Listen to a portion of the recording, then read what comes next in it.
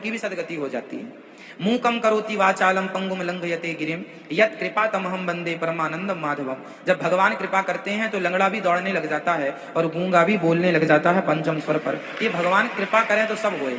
ध्रुव जी महाराज छोटे से बच्चे थे, भगवान ने शंख का स्पर्श कराया, सब बोलने लग गए। कालिदास तो महामूर्ख थे, कालिदास की हिस्ट्री आपने पढ़ी होगी।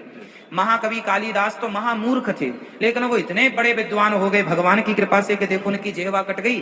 उस समय नीचे देवी जी का हवन चल रहा था, उनकी पत्नी विद्योत्तमा ने धक्का मार दिया था, जिह्वा कट के दांतों से गिर गई। माँ प्रकट हो गई कि सब तो स्वाहा में हवन सामग्री चढ़ा रहे हैं, तुमने जिह्वा चढ़ाई, क्या चाहते हो? तो कालिदास जी कह रहे थे देवी से कि विद, और जिह्वा कट गई तो उच्चारण निकला नहीं। वो कह रहे थे विद्योत्तमा ने धक्का मारा, विद विद विद। तो माँ बोली जा, तुझे विद्या चाहिए, जा तू विद्वान हो जाए। इसलिए कवियों में महाकवि कालिदास। तो जब कृपा होती है, कवि कालिदास जी बड़े मूर्ख थे पहले, आपको पता है, जिस डाल पर बैठते थे उसी को काटते थे। लेकिन कृपा, ये कृपा है कि भगवान जो चाहें, कोई मूर्ख नहीं होता साहब, कोई विद्वान नहीं होता। भगवान कब किसका हाथ पकड़ लें तो हाथ पकड़ के कब विद्वान बना दें, और कब हाथ छोड़ दें तो कब मूर्ख बना दें। बड़े बड़े ज्ञानी मूर्ख हो गए और बड़े बड़े मूर्ख ज्ञानी हो गए। भगवान जो नचाएं सो नचाते रहें। जी गुरु जी, तीसरा प्रश्न है, जब हम माला जाप करते हैं तो मैक्सिमम एक छोटी सी झोली होती है कपड़े का, तो उसका पर्दा करते हैं, मतलब उसका क्या कारण है? माला है, भगवान का जाप है, देखो कुछ चीजें पर्दे के भीतर होनी चाहिए। भोजन, भजन और धन, तीन चीजें पर्दे में होनी चाहिए। आपके पास कितना पैसा है ये कभी किसी को बताइए मत, ये पर्दे की चीजें हैं।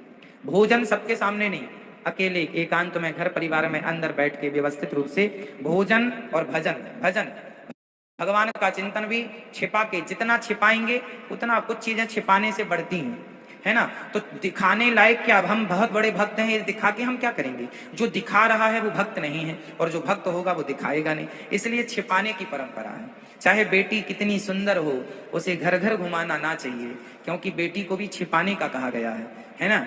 बेटी को भी, बेटी लक्ष्मी है ना, तो हमने कह दिया धन, धन मीन्स लक्ष्मी। इसमें लक्ष्मी में पैसा भी आ गया, पत्नी भी आ गई। पत्नी को भी छिपा के रखना चाहिए घर के अंदर। इसलिए हमारे यहाँ जो घूंघट की प्रथा है, ये प्रथा पहले से नहीं थी। माता सीता घूंघट नहीं करती थी, क्योंकि माता सीता के समय पे बाप जैसा ससुर था दशरथ जी, और माता जैसी सास थी कौशल्या, तो वहां पे कोई घूंघट घूंघट नहीं था। लेकिन बाद में जब हमारे देश में मुगलों का शासन आया, तो हमारी सुंदर सुंदर बहन बेटियों को देखते ये लोग और फिर उठा उठा के ले जाते। तो फिर हमारे भारतीयों ने क्या किया, लड़कियों से कहने लग गए, बेटियों से कहने लग गए, बेटा बाहर जाया करो तो लंबा घूंघट डाल लिया करो, ताकि तुम्हारी सुंदर सी छवि को कोई देखा ना करे, है ना। क्योंकि ये मुगल लोग बड़े अत्याचारी थे, तलवार की दम पर उठाकर ले जाते थे, दुराचार करके छोड़ देते थे।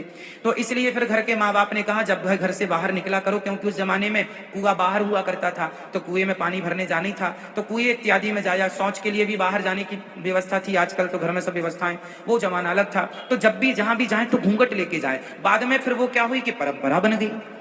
तो यही है, तो हमारे यहाँ कुछ भी गलत नहीं था। समय काल परिस्थिति के अनुसार हम बदलते चले गए, अपडेट करते चले गए अपने विचारों को, अपने संस्कारों को, स्थितियों के हिसाब से। भाई जैसी हवा चलती